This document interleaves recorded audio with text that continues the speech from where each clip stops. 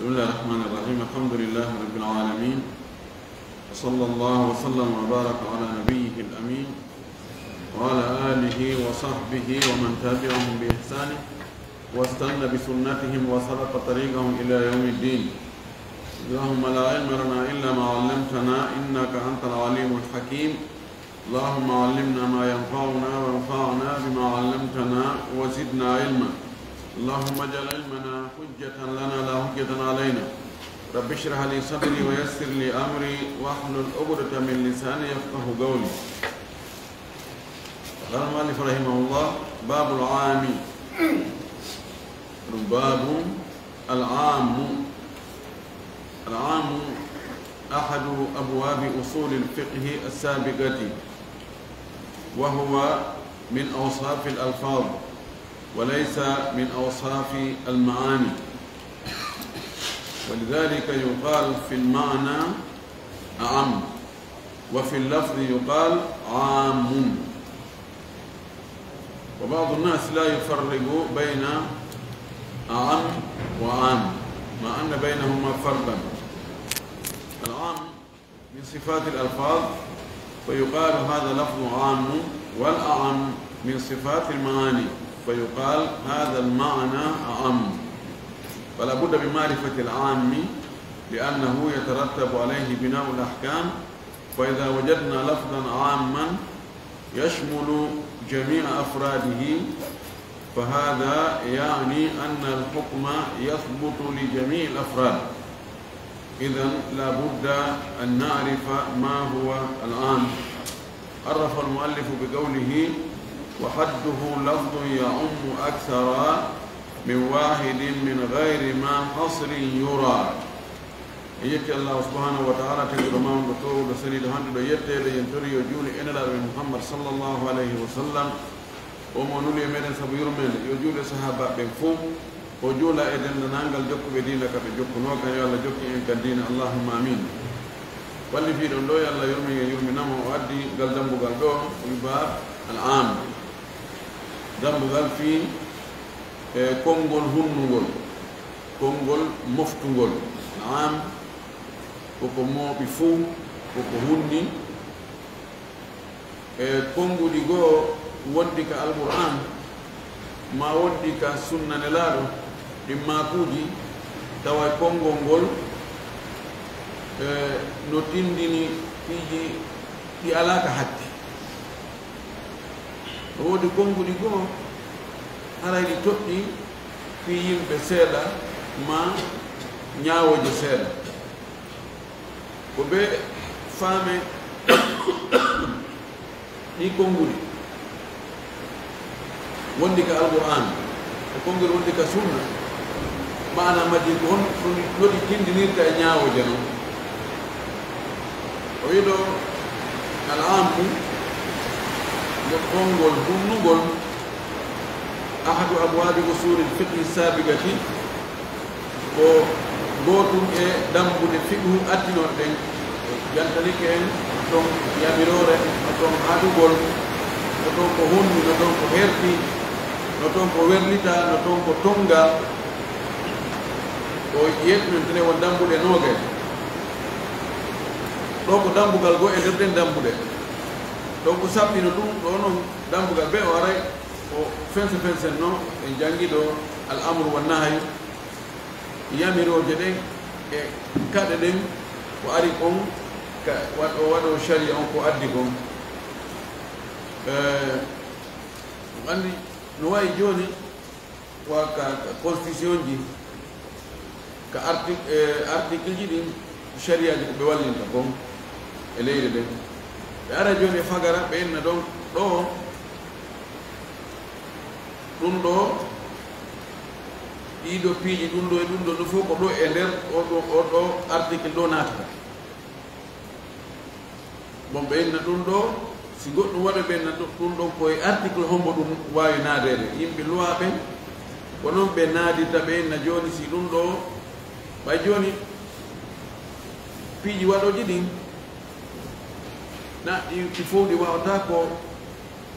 anta goɗɗo no wawi wadde hande ɗum ɗo janngo waɗoya noone go harano woodi to seeɗa ko serti donc walli ngo règle ji ɗi règle ji ɗon noon ko ɗon noon si goɗɗum yanoyi darete ko e règle hombo ɗum wawete naatede donc ko ɗum ɗo ko ɗum woni mana an o article ɗo e ndaara e konngol ngol no yewtira noon ngol ɗo konngol ko fii fuu no concerne yimɓe fuu ka ko yimɓe seeɗa concerne si mi indi innama jooni citoyen jooni ɗum ɗo no concerne gorko o debbo o janowo to so ko kono si innama enseignant ɗum no waɗa ko ɓen ɗon ɗum no ko lafdu ko amum min jihati afrade ni nder ɗon kono ko haasum si darama e citoyen ɓe luttuɓe ɓen ko sifa noon usul ko noon usul o woyi o wi ɗo wa huwa o ko wiyete amu noon min awsafi l alfade ɗum ko sifaji konguɗi ko konguɗi siftorte inneɗo ko am ma ko haas wa laysa min awsafi l maani wona e sifaji ma'naji ɗi lafdu no woodi ma'na no woodi jonno lafdu ko honno siforte ma'na ko honno siforte lafdu on ko siforte kañum ko am ma'na ko siforte ko al am wali hada ko sabu ɗum ɗo yugalu fi l mana siko mana on wiyete am ko ɗum ɓuri hunnude wa fi lafdi siko konngol ngol yugali wiyete am ko hunnugol ko ɓuri hunnude e ko hunni manaji ɗi no sertene ka usul wa badu nnas la yufarriqu bayna am wa am woɓɓe goo yoga yimɓe goo ɓe senira hakkude wigol ɗum ɗo kañum ɓuri hunnude e wigol ɗum ɗo koko hunni ma anna baynahuma fardan o wi e hoore le hakkude majji ɗin ɗon konngol ɗiɗi no serti al am min sifati l alfad wigol ko hunnu ɗum ɗum ɗon koye sifaji konguɗi fa yugal hada lafdu am no wiye goɗɗo konngol ko konngol hunnugol wala am ko ɓuri hunnude kon min sifati l maani koye sifaji konngol ɗin sifaji e manaji ɗin jeeya fa yugal hada l mana am wala budda min marifati l am feere ala ɓe anden konngol hunnugol li annahu yatarattabu alayhi binau l ahkam sabu nan o rewodira e hoore andugol ngol konngol hunnugol mahgol ñaawoje ɗen fa ida wajadna lafdan amman si en yii konngol hunnugol yashmulu ngol mooɓidiray jamia afradihi dendanangal gootum maggol on ko sori e maggol ko ɓikko e maggol on fa hada yani ɗum ɗon ko ɗum faandi anna al hukma yathbutu li jamii l afrad wonde ñaawore nden ñaawore konngol ngol tabitanayi e gootum ko sori ko ngel konngol ngol fof o wi idan labudda an narifa ma huwa al am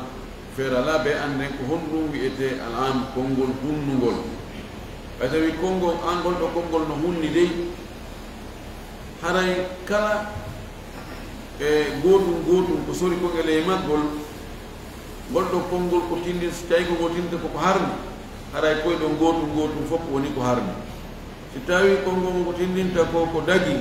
haray konko sori ɗo gootum fof haray koko dagi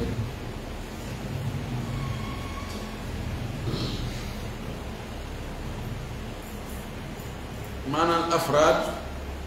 so wi ɗo jooni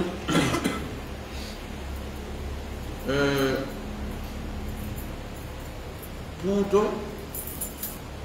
no aña masala konngol puuto no aña konngol joni afrad o ko ka puutoru no woni ɗon woɓɓe ɗo no bonni puutori ɓeeɗa no bonni idan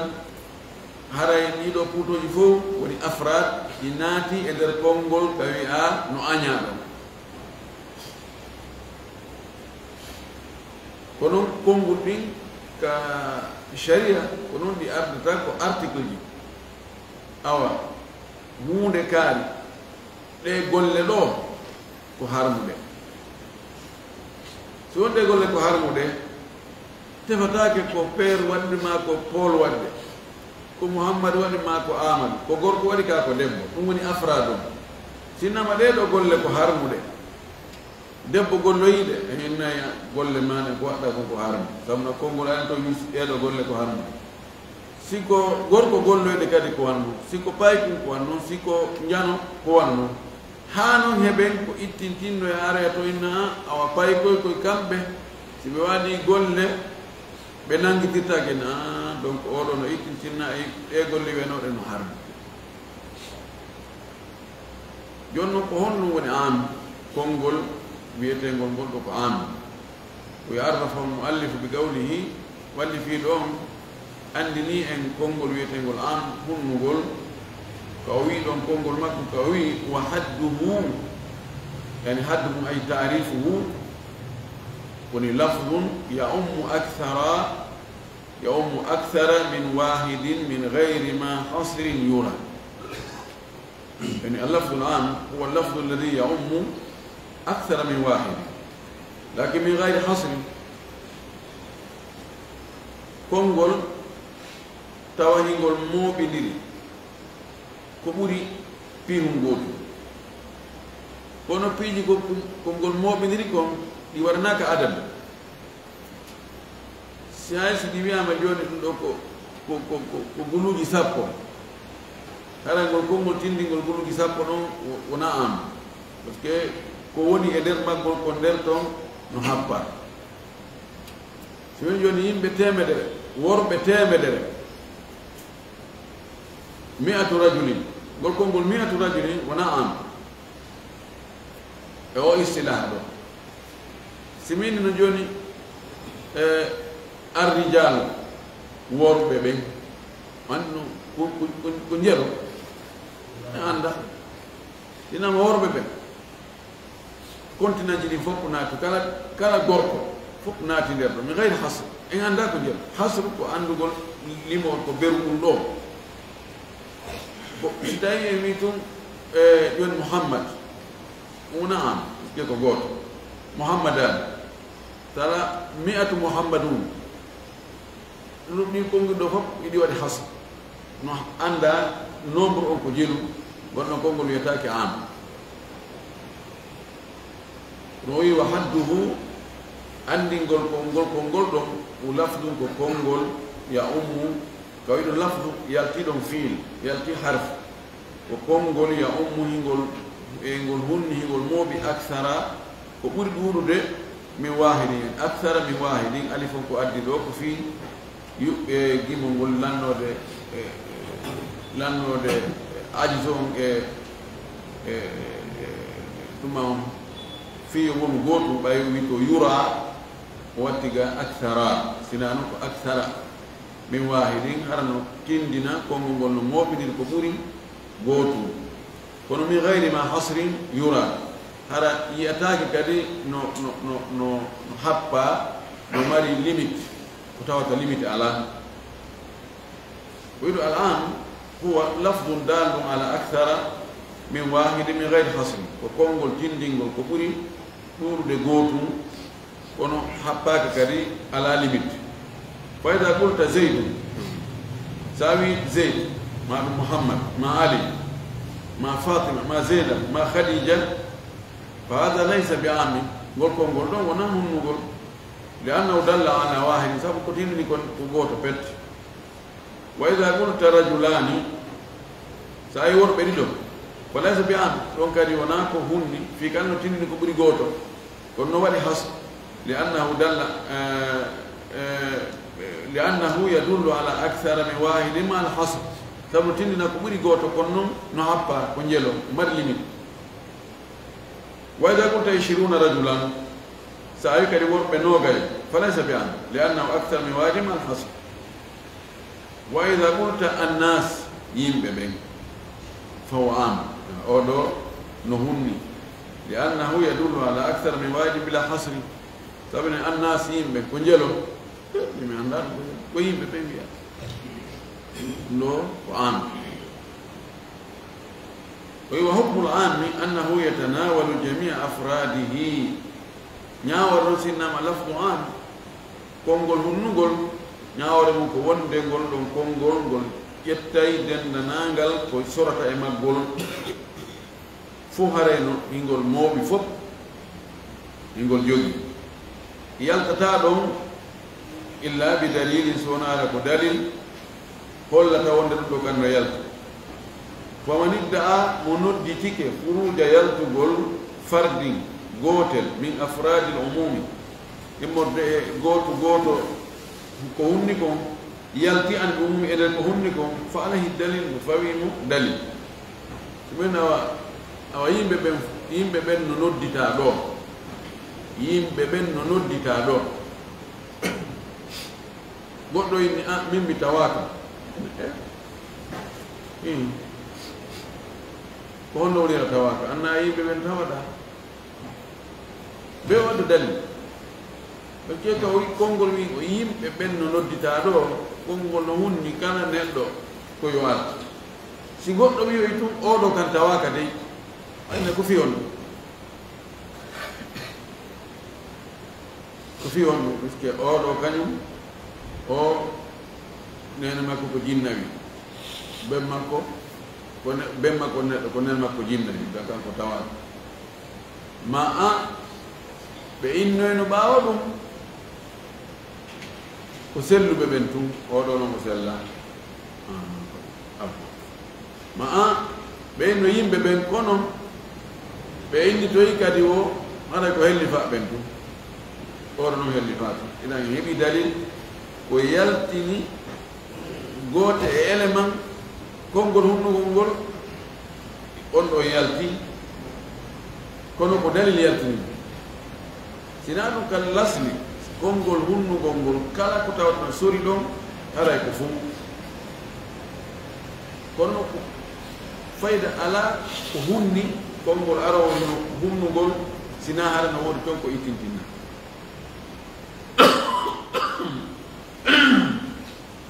hana no woodi toon ko ittintinna kala article wiiɗo awa hunde kaari wattaaki wotto waɗoɓe kono i anda ko ɓe woni kaari hakko yogiiɗo no isisna no ittintinna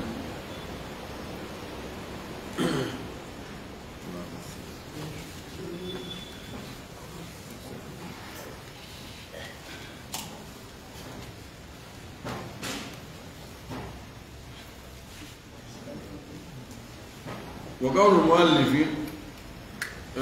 كونغول والفين كويدو من قولهم أممتهم بما معي ولتنحصر ألفاظه في 40 والفين وي وادي مثال نو باي وي حدو وني حد مودو وتعريف مودو لفظ يعم أكثر من واحد من غير حصر وي كنت نجيتا العام كونغول عام كهونتو لسلي مغول كانغول تيغول كونغول كهونتو غول بوري وي كومين قولي كونغول مابbe kambe arabu be lawka be wi ayno be inna amamtuhum bima ma'i mi hunniribe ko mi mari ko mi mana ko mi marno ko be fo mabbe be okkono be ko mi mari ko kono ɗo woni mana am ko ɗo ɓe itti arabu ɓe wolano so tawi joni ay noddi yimɓe ɓe foppu maɓɓe awkoriɓe hay goto faɗani goto feƴƴinno amamtuhum bil ata ɓe fo mi hunnuno ɓe fof maɓɓe dokkal ngal yani hay goto faɗani hay goto ronkano heɓude ɓe fof on amamtuhum bil qawl mi wolano ɓe fof amamtuhum bi chatmi mi yennuno ɓe fof amamtuhum bil ata mi okkorno ɓe fof ko oɗo ɓe yetti al am o wi waltan hasir ɗum noon no haɓɓa no limita alfaduhu konngoli mum ɗin fi 40 ɗi nayi konngoli alfadul umum ko ɗi nayi ko 40 o waltan hasir naawigol yoɗi hattu ma yoɗi happe e konngol nayi ko ɓi mana fi kala ko yamirode kono ko mana habar konngoli umum alfadul umum faqat ko e nder ɗi nayi o wi min ayna stuɓɗa lafdul an كونغول العام كهون تقوليتا مشتق من قولهم عممتهم بالمعنى بما معي بأني بكو مماركم أي شملتهم ممفتني بالعطاء دوك بفهم بهبي فلو أعطيت رجلا مالا يتصدق به على مجموعة من المساكين ستاي جون أجتي جودي أجوني قطر يو وقت صدقة هوري جمع مسكين به إيه نبو جون يا بي مسكين به فأعطاه إلا واحدا أو يهي أو كيب أو سندتني بكونو نوتي غوتو مهبالي ثم قال ربت أويني عممتهم بما أعطيتني مهني به كجون دامكم فلا يكون صادقا هراي ونادي غونغو لهذا ما كوكا لأنه لم يؤمهم بل بقي واحد سبقهم نادي به فإن هدي غوتو أين جون يهو به مسكين به وم به كوباي أدون سندتان به ديمو دي ويا سندتوي نوتي واي بيرو يمبي تات بهبالي وارن من جوني بفو عممتهم بما أعطيتني كو جون دامكم من جوني بفو ناغو كما بيرا دوري من أمنا نوم هبانو كوي ناوي نو أجوني بفو بيرو بهبالي هراي يعني ويقول هني به دوكانغال haray wonali gonga so wi dum hunnibe doggal gal tawa hay goto alamo hebani sina o itintinna mi hunnibe doggal gal so na be alamo dum be mi hunnibe doggal gal so na marnobe ko fawto dum be mi hunnibe doggal gal sina adda sina itintinna لأن مدلول قوله سبو وفيه النجون سو إني مهني بدوكا غتاي غوتو تو مهبالي هذا ونا لي غونغو دو سابونا تندين كو تندين اوري كونغول ماكو كوي امامتهم مهني به أي جميعهم بفق ما بأخذوا بيتي ولهذا سبب صار وني لفظ العام كونغول هنغول شاملا مفتي لجميع الأفراد dendangal element be ben goto ko woni e der konngol wa minhu aidan no e mana kadi fayin gol konngol ka itta al an no e mudum al amamatu ma al imamatu metelo لانها سبب والميتل محيطه بالراس كله هيغول هوبي تادي هوتي هولا لفو إن الأمام فمنغول مفتنغول ميتلون كنون عربي كو مفتي كو مفتنغول هنغول في ونغول هنغول غول هني هور نفو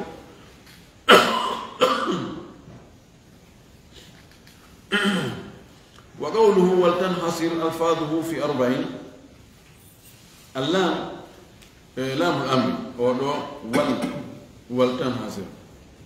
ولتقوم ولتفهم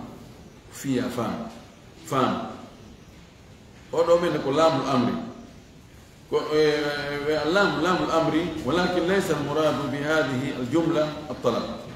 كونو وجملة دو فانا كدو في لا بقول نسي يامير قول إن جانجين هون ده ياميرورة ودا بقول يا أول هادو قول ودا بيرورة دا بقول يا أجو كجملة دو نافي دا بقول يون تيجي وان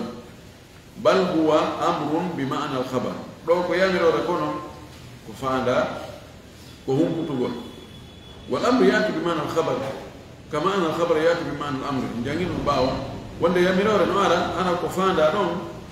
ko humputugol wanda kadi khabar no ara mana humputugol hara ko fanda don ko yamirore joni ko honno khabar arata hara ko mana yamirore to qawli ta'ala ko gola to wal mutallaqat yatarabbasna bi anfusihinna sonna bi akida ben be habboto e hore mabbe hara be jombaga to be habboto ani do ko khabar kono ko mana yobe habbo ndi be habboto e yobe habbo na goto mi yahay mano aya hay emi gol yahu nago aya hay wada hunde kaari dum do khabar yahu wada hunde kaari dum do ko am no ardani wi fa hada khabar bi ma'na al-amr wa qawlu ta'ala كما توب قوي وقال الذين كفروا للذين آمنوا اتبعوا سبيلنا ولنحمل خطاياكم وكان ما نكو أمر بمعنى الخبر يا مرور كونو نا يا مرور تيجي تيجي كفاندا هم بتقول بينو هيفر كبين إنه قوم بيجوكونو بين نبي جوكي لا يا مدين ولنحمل خطاياكم من رندنتم بكات جموني yani fi yo men ronda no bakatu jikin mana ko konti yoni ko yamirore kono ko humputu jokke men tum menen me rondanto on bakatu ji mondi do ko humputu go khabar wana am hada amrun bi ma'na al khabar لأن معنى ولنحمل أي ونحمل ونحن نحمل خطاياكم من رندانتم بكatu mondi no ko humputu be humputu men إذن ولتنحصر أمر بمعنى الخبر والمعنى أن ألفاظ العام تنحصر في 4 أنواع بينها المؤلف رحمه الله بقوله الجمع والفرد المعرفان باللام كالكافر والإنسان يونتي كونغو دي دون ناي وي عام كويدر دي دوني دو كونغو دي ناي نون سي كونغول بي ايدو andugol kongol ɗon ko tindinta ko hunni o wi won kongol hongol fuɗɗol ɗo aljamu buy won fardu ma gooto kono almuarrafani ko andiniraɗi kanji ɗiɗi billani laam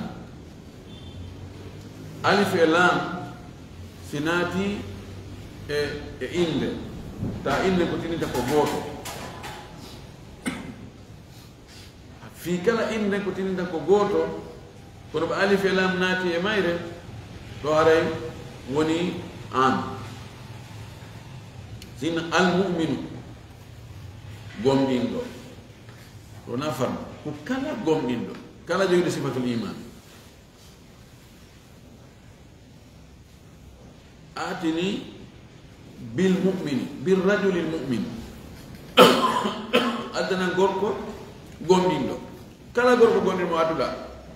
مين تانا أولا يكون مولهوني في كل فرد مؤمن غونديندو كل لفظ مفرد كل ما أدي ألف لام ناتي دون غوندين ببين فو كنون سيكو جنب المؤمنون الكفار المنافقون التجار الحكام فوق لفظ عام إن الحكام فساق نياو ببن لام ببن وبهون كاري وكلا هرايكم كلا ساويكم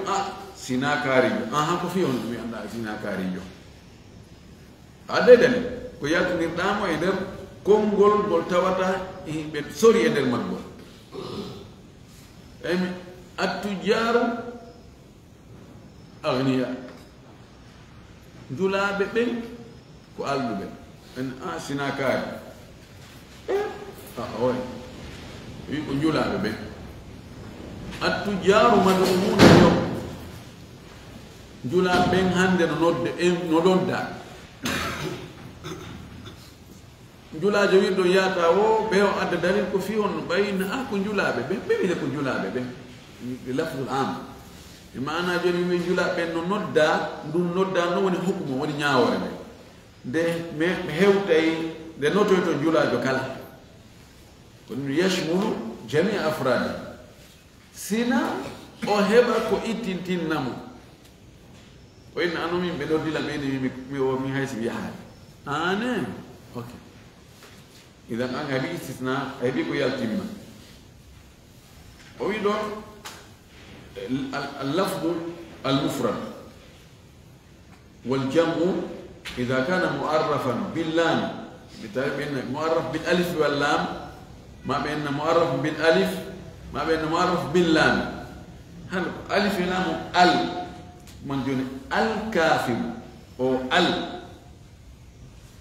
ألف ولام ولتعريف كاكو لام وانتو كاكو ألف وانتو وهذا خلاف حقونه نحويا كوبين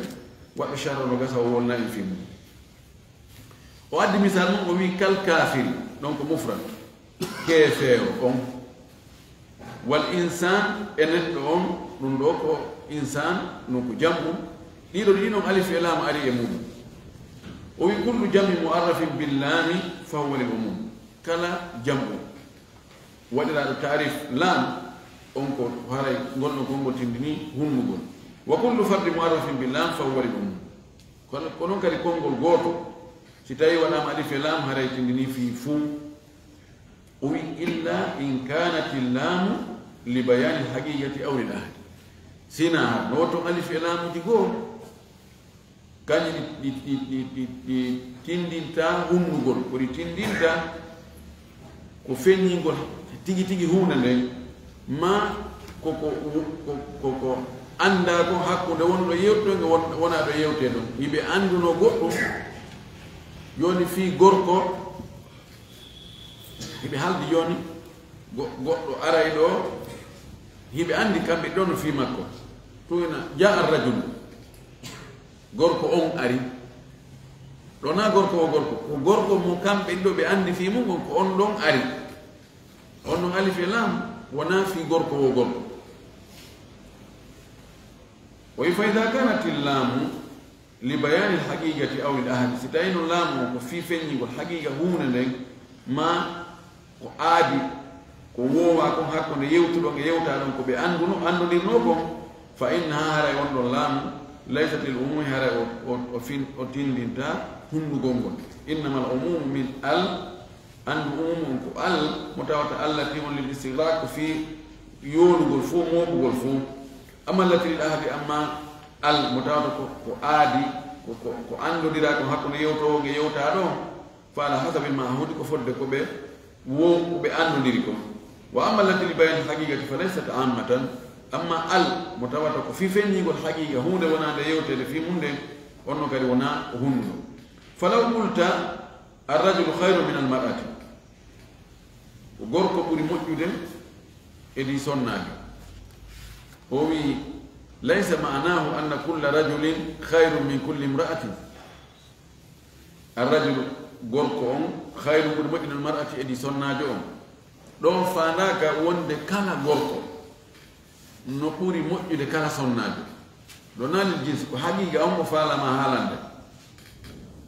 ويفهمنا النساء إن هو ده سنة بقو من أم متواتة هي كانوا خير من الرجال دي ورد ودي سنة بقو بكل بدي ورد بقو تواسي إبنا ما أوغر كده أو سنة جلو بلت أو سنة جلو نقولي موجودة أوغر كده هو جنس غوركو بدي موجودة جنس سنة ولكن جنس الرجال وانتم نون وربebe أفضل من جنس النساء إذن يقيد قول المؤلف إذا أنتم جراي كونغ والفي لهم المعرفان باللام ألا تكون لبيان الحقيقة أو للأهل هل أو ما أو لام مويدو هل أو أراد في بانجينغ الحقيقة هنا بك ما بانجينغ هذا كو حكو يوتارون نودي كو بأندو نور هذا كفوم ألف لام أرضي وقول المؤلف رحمه الله باللام أي بالألف واللام أو بال أو باللام حكو لو ويقول معرف باللام ما معرف بالألف واللام ما معرف بالألف بيني تاتينو نوار جونو كانكو سبي لام المعرف باللام سيني الإنسان كانكو جتي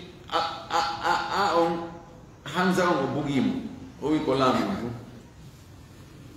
ولأن بعض النحويين سبيوغايين بالنحو والأصوليين أصوليان كوبي يقولون بأن معرف بأل ولا التعريف ال كما هو مذهب البصريين wono ɗum woni noon ko ɗum ɗon woni laawol basariyankoɓe nahuɓe basara ɓen kamɓe ko noon ɓe yi ɓe ɗuma yetti ko muarraf bi al yaqul ibnu malik no wiya ka alfiya makko fi andingol len ko honɗum woni maande inde ɓay en andi ko haala arab ko imma ko gollal ma ko inde ma ko harfeere ko ɗiɗo tati joni noon o addani en ton maande inde ko andite ɗum ɗo ko inde wona golle wona action ko noon o addoy kadi ko hollata ɗum ɗo ko action ɗum ko fiilo on o wi oyi ko alamade kon ko ɗum woni harf o wi ɗon bil jarri wa tanwini wannida wa al wa musnadin l isi tamyisum hasan bil jarri masire gol ley ɗum ɗo ko maande e maandeji inde sa wi dhahabtu ila al bayti nadartu ila al kitabi o tanwin o ɗum o jar o arata sina e asma fagat o yiwa tanwin e mase ɗiɗi muhammadun ila baytin kitabin kala ka bin ma bun ma ban ari haray ko inde wannida e noddugol kala ko wayte noddede wiyata ya muhammadu ya ayyuha nnasu ya ayyuha tullabu ya ayyuha tujjaru kala ko noddete ko inde noddete a wiyata ya idhab ya yadhabun noddata ko noddete ko inde ɗum kadi ko maande ko hollata ɗum ɗo ko inde o wi wa al ko ɗo woni shahidu men on wa al e alif e laamu kala ka naati haray ɗum ɗon ko inde si alif e laamu natta e fiil golle natta e harfeere o wiwa musnadin e tuugingol wigol ko ɗum ɗo jeeyi ɗum ɗo ma ko ɗum ɗo waɗi ɗum ɗo ko waɗata kon e ko jeeyata kon kadi ko inde lil ismi wonande inde ɗiɗo fof tamyisu koɗo ko faltata hasal heeɓi en yahsulu tamyisu l ismi bi hadihi al umur imma bil jar aw bil tanwin aw bil nida aw bil al aw bil isnad kanko ɗo ibnu malik ko ƴetti ɗo al wa gadi yu'abbiruna bi al alifi wal lam كما هو مذهب الكوفيين بيقول المعرف بالالف واللام كما قال صاحب الاجروميه وانا جون دفتر الاجروميه وي الاسم ان يعرف اندري بالخفض مثل الليل والتنوين ما مثل ودخول الالف واللام نادق الف واللام لو كان ويا ال والف واللام وربما يعبر بعضهم باللام فقط نواوي وقبي مقبي عندي تعريف الاسم المعرف أولا كلام لأن الهمزة في ال لم تأتي على أنها من بنية الكلمة سب ال أو همزة ال همزة أرالي ما إتوا كان كما هو الكلمة توهم fondamental e mum mana ko be o tawe to ko addira to ko baka kanko wona o crédit ko bonus wa innama anduka ay wa innama ji'a biha li suhulati nutqi bis sakin ko fi ko barongal fi wowlugol harfere howande bay li annahu lawla al hamzatu ma nataqta bil lam wona hamza on awata wolde lam bay اللام كوكوال ود فوتاك كوال لأن اللام ساكنة والساكن لا يمكن الابتداء النطق به جوني الرجل ما جوني الإنسان سايتي أون همزة وصل أراي لام دون كوال كوال كوال فوتاك كهالا hara harfere aramen nden ko kowal de waɗi wowlande joni ko be adda alif on woni hamsatu wasli ɓaawa ɗon fi heɓa ƴettorde heɓa départ ko ɗum waɗi ɓay noon on ɗon ko addiraɗo ko fii wallitagol noon ti wawa wowlirde laamu ko laamu woni tigi tigi on ɓewo ɓe ɗumani ɓeni tum he tarif on ko laamu on de wona alif ɓeeɗa ɓe ndaari ɓen ɓay tun si o ara ɗo wawata ko wowlade fi kala kanko ko ɓeyditiɗo wona o ɓi halalde fayda ko ɗumajo kono ɓay si o ala ɗo gasata ɓe windi ko kanji ɗiɗi ɓe o woyo kanko wona o ɓi halal ko laamu on tum no way wono way ɗum ɗo fof ko ɗum ɗo fof nawonde man no jogii taila fi muɗum ko tawi tum alif e laam ari naati e inde tinnore fi hunde wotere haɗay woni hannde kadi fi ɗum on noone ɗo fuu si ari naati e inde tindinande fi jama haɗay yoolori kadi on noone ɗon fuu ko ɗum woni importance ko heɓoto e konngol makko ngol ɗo woni hada yaqulna ko nasiɓe inna tarif hasada billam wahdaha woɓɓe inna tarif on ko heɓori ko laam on tum wal khilafu laysa tahtahu ay kabiru faidatin o wi yeɗude ngal ɗo fayda nafore ɓurde alaale mum fal muarraf bi al aw bil alif wal lam aw bil lam foti e wi muarrafum ko al ma ɗum ko alif e lam ma ɗum ko laam on tum wahda lafdum salim lil umumi haray ngol konngol ɗon ko moƴƴugol gasayngol wonde hara no humni e on noon ɗon fof illa an yakuna ila hadisina hara alif e laamu woni hara ko andodira hakkude yewtowo ge yewtete ɗo awli bayan haqqide mi hara ko feññigol haqiqa on ko en kanat lil ahadi fa ala hasabi mahul wa en kanat li bayani haqiqati fa yaslugu bi wahidi wa mithaluhu o wi kal kafiri wal insan no waɗi fii ɗon ga naadimu no addiri noon o waɗi misal o wi layta almuallif rahimahullah qala kal mumini wal insan o wi fotu noon ara o ƴetta o liyawigol alkafir badla min alkafir o yenna almumin wal insan kono ko gooto ɓay ko tamthil wal baytu la yankasir o wi so addi noon so addino hara badlan kafir o waddi mumin o wi aljamu o wiino joni aljamu walfardu lmuarrafani billami kalmumini wal insani bay toon hare no feewi ɗoytaki a hunde waggol tamthil an mumin gomɗinɗo no ɓuri waggol tamthil bi kafir kefeero o wi naqul alkafiru fi nnar fa al huna lil umumi ma أن كلمة كافر مفرد وسيني الكافر في النار كافر فو نكايك عندي الكافر كافر كلا سيني كقول كون باي ألف لام غادي وني جوني جنس معنى كلا سفتر وكافر أقل هم كايك لكن دخلت عليه وعلامة التي للعموم أن يحل محلها كل باللام المشددة للساكنة ليس كل إنما كل رايكون رايكو ساكن هذا معنى كون نعم أكل بايلو سو وي كل ويلام سبت محاسبة دي بمعنى كون عندي تنكو ال ɗo koli ɗum mum ko si tawi ɗa wawi ittude mo adda kullu place makko yoni alkafiru finnar itti al on adda kullu place makko kullu kafirin non sa aytima sa nayi hawtu hakkude kullu on e al on kullu kafirin finnar معنى مستقيم المعنى مستقيم إذا أودو كل العموم أودو ستابيتم إذا واي مونتو الأم أدى كل بلاس ما كتوا معنى أنسان ذا الفيو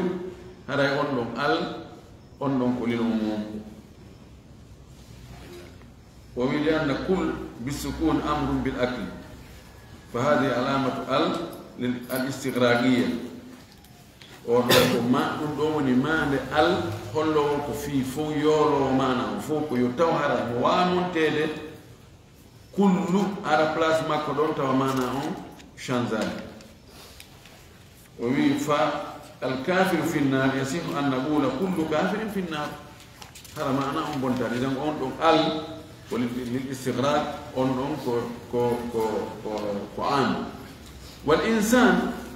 مثل قوله تعالى والعصر إن الإنسان لفي خسر وخلق الإنسان من عجل وخلق الإنسان ضعيفا ولو إنسان طبعا كلمة تدل على الجمع هنا دلت على العموم لدخول ال عليه أو دخول الألف واللام دخول اللام عليه فال في الإنسان هنا للعموم لأنه فرد محلى بال فيكون للعموم وهو يحل محل ال كل ممكن أن تقول كل إنسان لا في خسر إلا الذين آمنوا كل إنسان خلق من عجل إلا المؤمنون كل إنسان ضعيف خلق كل إنسان ضعيفا خلق كل إنسان من عجل خلق أو إن كل إنسان لا في خسر إلا الذين آمنوا وعملوا الصالحات إذن نعم إن كل إنسان لا في خسر وخلق كل إنسان من عجل وخلق كل إنسان ضعيفا إذن لو قرأت قوله تعالى إن الشيطان لكم عدو إن الشيطان لكم عدو فألف الشيطان للعموم وليست للعهد الذهني فيكون المعنى إن كل شيطان لكم عدو إذن أولو ال سيوناتي كونغول تندنا نونغول في هود ووتر ngol tindina hande kadi maana ɗon fof ko jinsu ɗon fof so wi innal insana tabiti wonde cheytaneji ɗi joni ari ko cheytaneru so wi inna cheytanan tabiti wonde cheytaneru ko so wi inna cheytana tabiti wonde seytane wo seytane lakum wonande on wono yimɓe ɓen adumu ko gaño fa al fi cheytan lil umum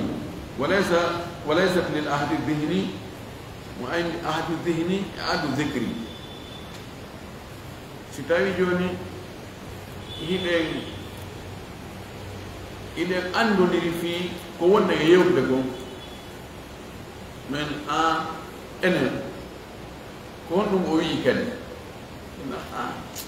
كسيفا كون دكم كون أوي سايوتي دم بق متوتر وأندا في هم أوي كتاب هم بق kadi hakkille makko ga ala to goɗɗo go mo yewtuɗon fimu kono so tawi komo andodirɗa e muɗum mo wonɗo ko yewtu fi muɗum ahadu dine ko no wi kadi koko wowi wowrude ko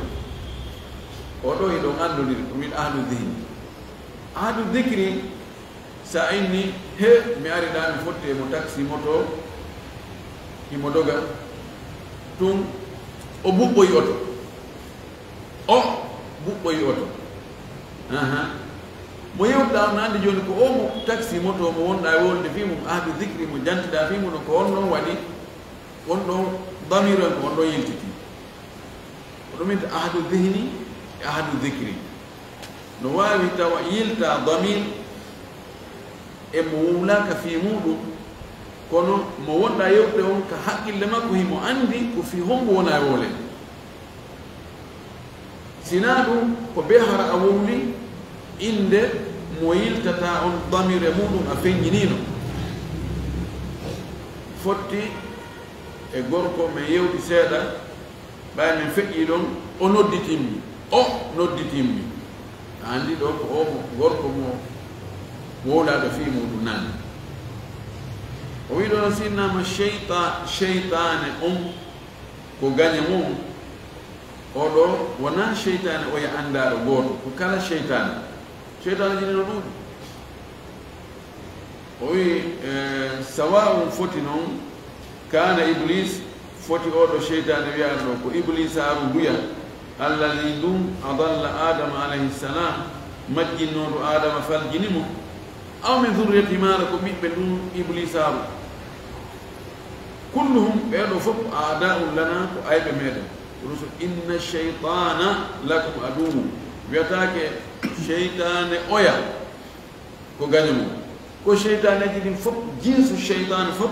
ko ayɓe meɗen wa kadhalika yadkhulu fiha shayatinu l ins fahum a'da'un lana kono no naata ɗo kadi ka wiyaɗo inna cheytane lakum aduwwu cheytane ko gaño mum hay cheytaneji yimɓe ɓen haray naatoriɗo ɗin kadi ko gaño meɗen cheytaneji ɗin ko noon e jiriɗi ko cheytaneji ɗiya ɗi atake e cheytaneji hara ko ɓiɓɓe adama tigi kono golle ɗe ko golle cheytane cheytane lannino huɓidade ɓe jogi keɓe wattiɓe kumfe muɗum koko wiɓe wo ko ɗum ɓe watta ɓe woni chayatune l insi wal jinni yuhi badu ila badi zukhrufa qawli ghurura cheytaneji yimɓe cheytaneji jinnaji ɗiɗo fof ko noon no naati e konngol ko Allah wi inna cheytana lakum aduw fattakhiduhu aduwa cheytaneji ɗin joni ɗo fi kala laftu cheytan ko mufrad kono ɓay alif e lam naate makko jinsu cheytan ko gaño jinsul insan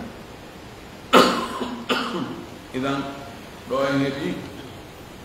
konngol gotol e konnguɗi nayi ɗi o fodi en ɗi wonde e umumu on ko e ɗiɗo yaltata ɗum woni allafdul muhalla bi al konngol tawa fuɗɗode maggol on ko al wonni ngol konngol ɗon o mufrad woni konngol jam so woni almuminun الكفار المنافقون المسلمون الطلاب مهرق مفرد المعلم التاجر الإنسان الصحيح المريض التلميذ فهرينات الكتاب الأناتي تنستوي ونا في فني والحقيقة هون ده ما هركو يوتا كفامو ديرا هكو ده يوتا هركو بيرنون تون بفاني ستاي كو تودال بفاني تون هركين دينتا أمومون ده تاي كو غوركو يهال ده غوركو جوني كو إلكسيسينجو وعري من جاء الرجل رونا غوركو كو أمو يوتا نفيمو وعري donc ko al-ahdu al-dhihni ko lutti ko haray يدل على العموم بطريقة الله سبحانه وتعالى فهم الدين كفهم سلطة أسكن كالقول تلقوا جبنا تلقوا فواصل دعوانا أن الحمد لله رب العالمين وصلى الله وسلم وبارك على نبينا